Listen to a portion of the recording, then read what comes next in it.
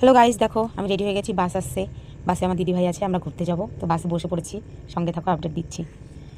তো দেখো আমরা চলে এসেছি যেখানে আসার কথা ছিল। তো দেখো আমি আর আমার দিদিভাই চলে এসেছি। তো দেখো আমরা যাচ্ছি কোথায় এসেছি, দেখো। তো চলে এসেছি, দেখো এই যে আমাদের অনুষ্ঠান বাড়িতে ঢুকে যাচ্ছি আমরা।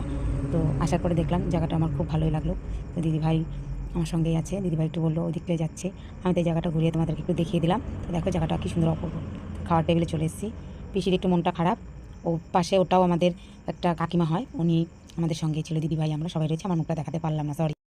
তো আমরা খাওয়ার টেবিলে বসে গেছি, আমাদের ঘি দিয়েছে, শাক ভাজা, আলুর চিপস দিচ্ছে। তো তোমরা দেখতে পাচ্ছ, খেতে খুব ব্যস্ত আছি দিদিভাই আমি। তো এবার ডাল চলে এসছে, ডাল দিচ্ছে সবাইকে। তো ডালটা আমি পছন্দ করি না, তাই আমি ডাল নিলাম না, ডাল আমি ভালোবাসি না। তো পটল চিংড়ি চলে এসছে, এবার পটল চিংড়িটা আমি খাই, তো সেটা নিয়ে নিলাম।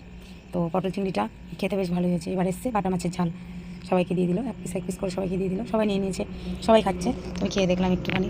তো সবাই দেখো, সবাই টেবিলে বসে বসে খাচ্ছে। তো মাছ চলে এসছে, কাতলা মাছ।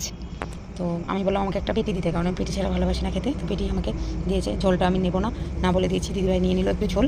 সঙ্গে থাকো, দেখো কী কী পরিবেশন করছে। চাটনি চলে এসছে, এবার চাটনি চলে এসছে, পাঁপড়ও দিয়ে গেছে।